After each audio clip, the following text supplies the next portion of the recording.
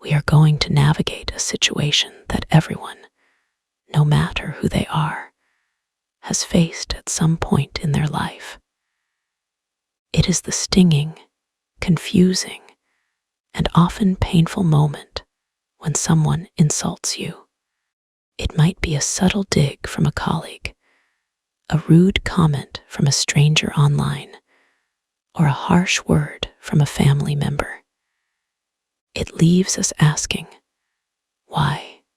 What did I do wrong? But I am here to tell you that if people start insulting you for no reason, it says a vast amount about them, and absolutely nothing about you. Today, we are going to explore 25 powerful truths that will change how you deal with disrespect forever. We are going to rewrite the script on how you perceive cruelty, turning their venom into your victory. Part 1. The Mirror and the Confession. Let us begin with the most profound realization you can ever have regarding disrespect. Insults are confessions. They are not objective observations about your character. They are involuntary admissions of the attacker's internal state. When someone lashes out at you, they are revealing more about themselves than they are about you. They are handing you a map to their own insecurities.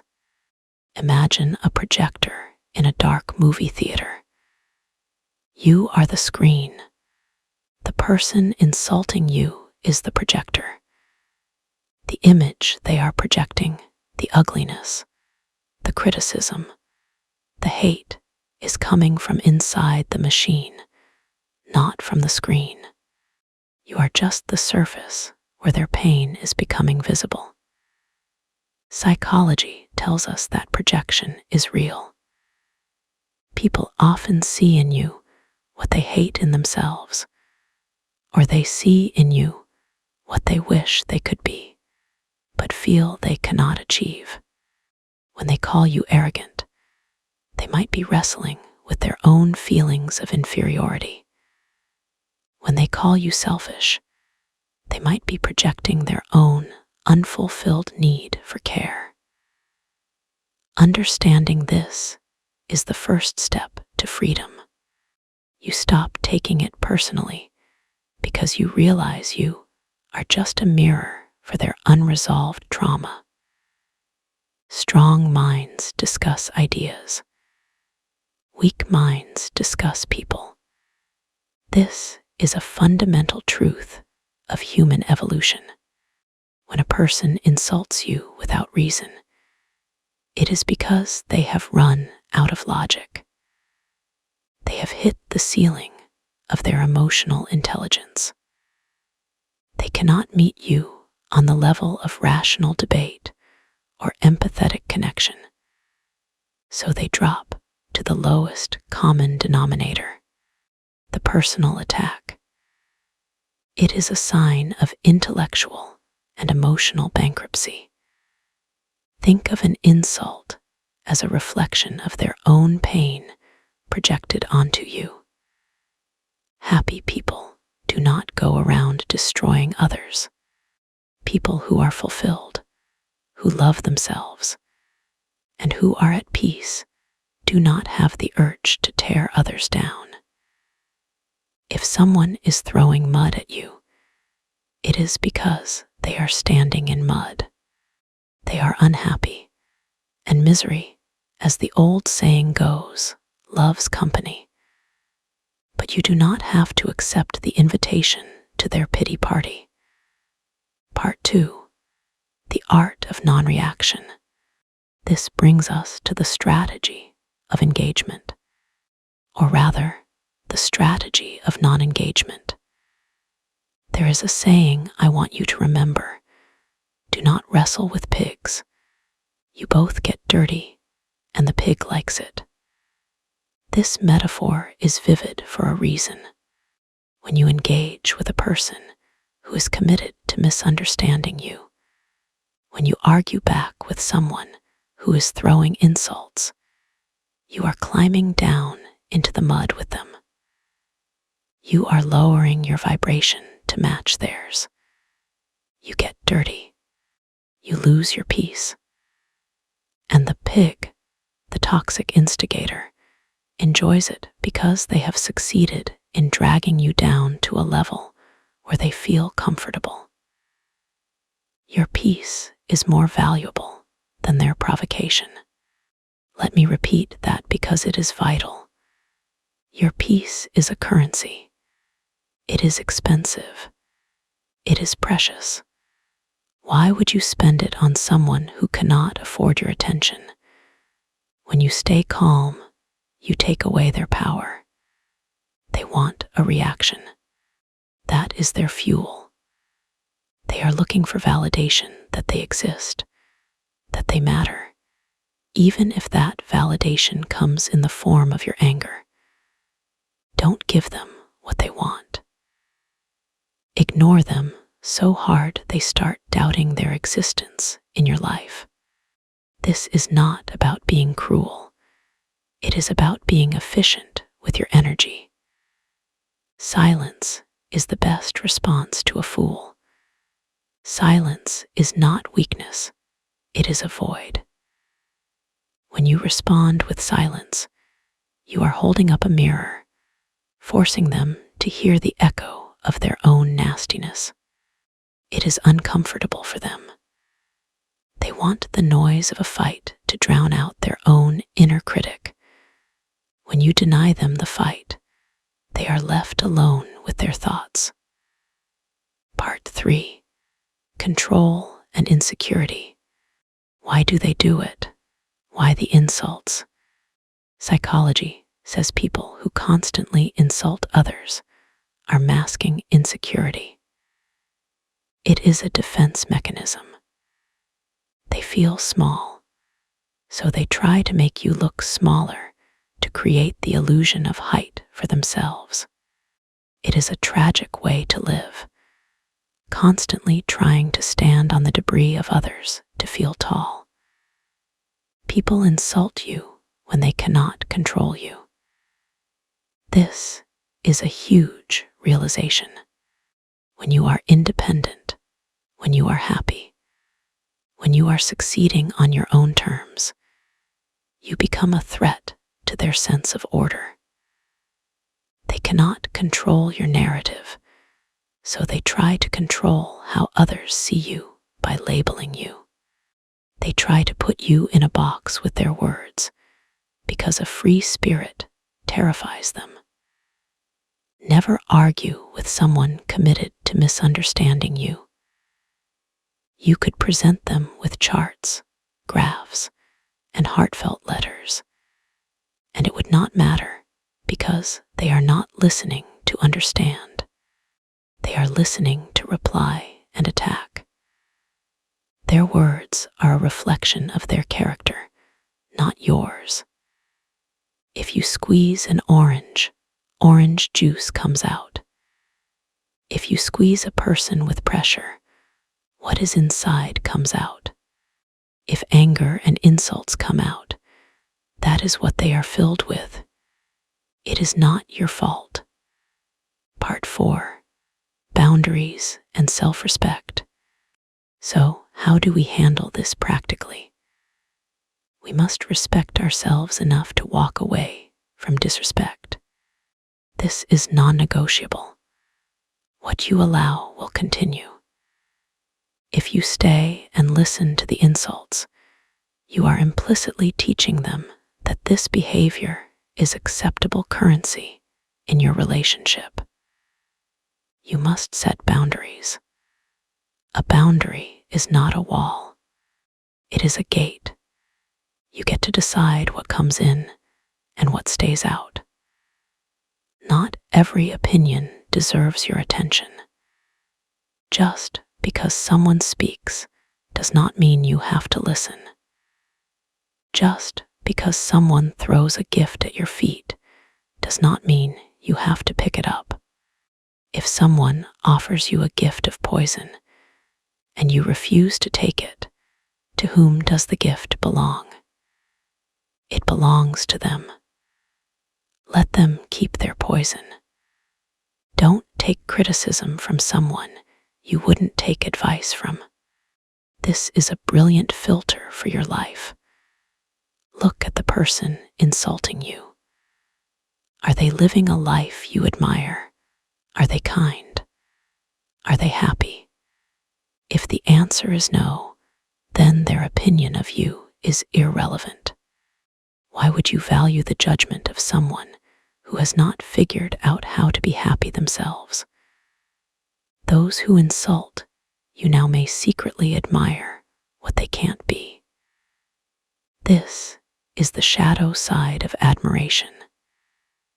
Envy often dresses up as disgust.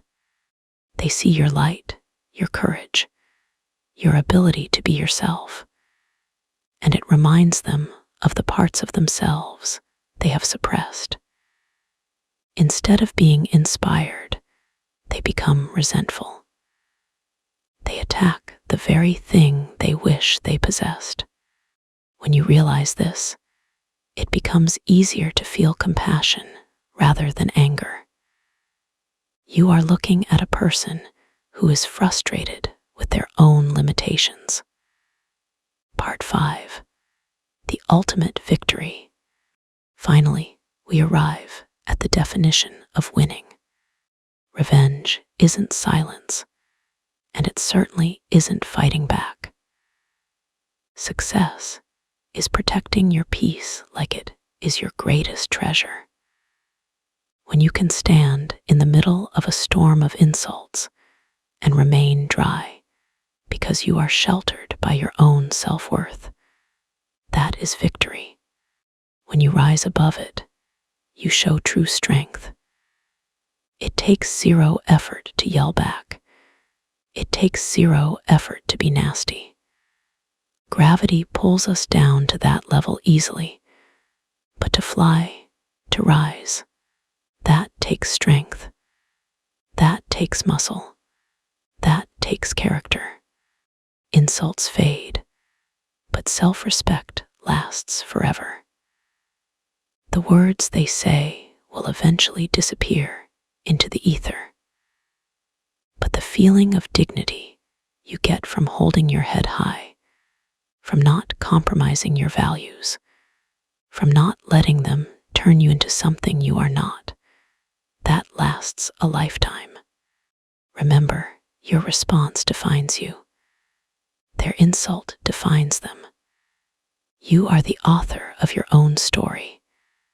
Do not let them grab the pen. Do not let them write a tragedy where there should be a triumph. Never let anyone's words control your peace. You are the sky. The insults are just clouds. Clouds pass. The sky remains. Part 6. Deepening the practice. I want to take a moment to go deeper into the concept of not wrestling with pigs, because it is often easier said than done. The urge to defend ourselves is primal. It is biological. When we are attacked, our amygdala, the ancient part of our brain, screams, fight. It wants to correct the record. It wants justice. But we must engage our higher brain, the prefrontal cortex, which understands the long game. The long game is your mental health. Every time you engage in a pointless argument, you are paying a tax. You are paying with your cortisol levels, your sleep quality, and your joy. Is the person insulting you worth that price? The answer is almost always no. Think of your energy like a battery. You only have a certain amount of charge for the day. You can use that charge to build your dreams, love your family, and create art.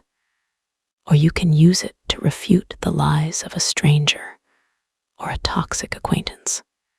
If you spend your battery on them, you have nothing left for the things that actually matter.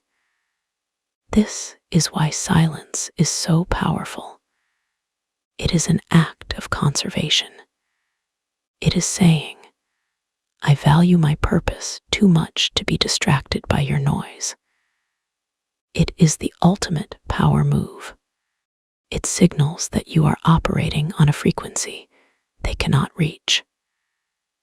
Let us also touch on the idea that success is protecting your peace.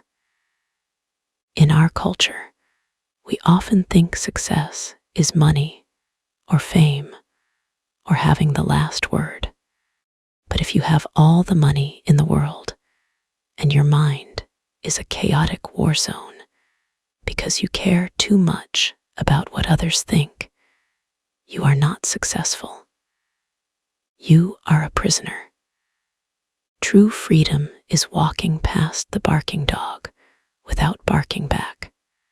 It is understanding that the dog barks because it is afraid or bored or trained to be aggressive. You do not hate the dog, but you also do not stop your journey to argue with it. You keep walking. You keep moving toward your destination. Part 7. Compassion as a shield.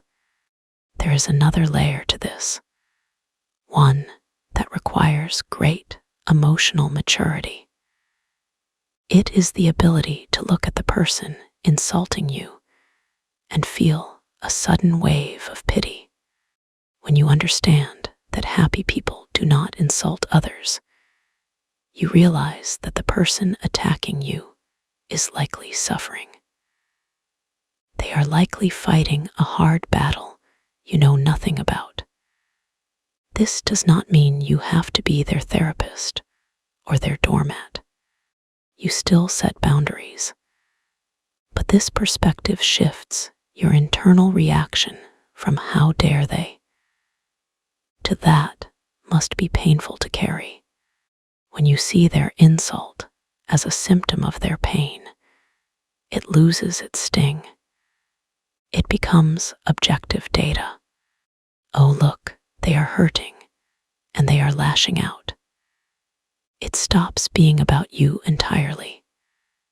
This is how you become bulletproof, not by becoming hard and cold, but by becoming so expansive and understanding that their small arrows simply pass through you without hitting anything. Part 8, the path forward. So, my friends, as you go forward from this moment, I want you to carry these 25 truths as armor. When the next insult comes, and it will come, because life is full of people at different stages of healing, I want you to pause. Take a breath. Remember the projector. Remember the pig in the mud. Remember the battery. Ask yourself, is this true? If it is not, discard it. Ask yourself, is this about me? If it is not, release it. Ask yourself, is this worth my peace? If it is not, ignore it. You have the power. You have always had the power. They try to take it by making you react, but you are wise to their game now. You are untouchable not because you are arrogant, but because you are grounded in reality. You know who you are, and no word, no phrase, no insult can change the truth of your value. Your value was established the day you were born. It is intrinsic. It is unshakable. It does not fluctuate based on the market value of someone else's opinion. You are worthy of respect, and the first person who must respect you is you. And you show that respect by refusing to engage with those who try to diminish you. Conclusion. As we bring this session to a close, I want you to visualize a golden light surrounding you. This is your boundary. This is your happy aura. Inside this light, there is only truth, kindness, and peace. Anything that is thrown at you from the outside hits this light and dissolves. It cannot touch your heart. You are strong. You are capable. You are wise. If you are ready to protect your mind and take your power back, know that you are not alone. We are a community here. We are all walking this path of higher understanding together. Thank you for listening. Thank you for being open to a new way of being. Remember, the strongest person in the room is usually the quietest one, the one who smiles and walks away from the drama. Be that person. If this message resonated with you, if you feel a little lighter, a little more empowered, then please join us again. Tap subscribe to stay connected. Mindful Ways and Happy Aura are here to keep you strong every single day. We are here to remind you of the truths you might forget in the heat of the moment. Take one last deep breath with me. Inhale confidence. Exhale doubt. You are a masterpiece, and masterpieces do not argue with the critics. They just exist, beautiful and unbothered. I am Jenny, sending you all my love and light. Go out there and be your magnificent, peaceful self. Goodbye for now.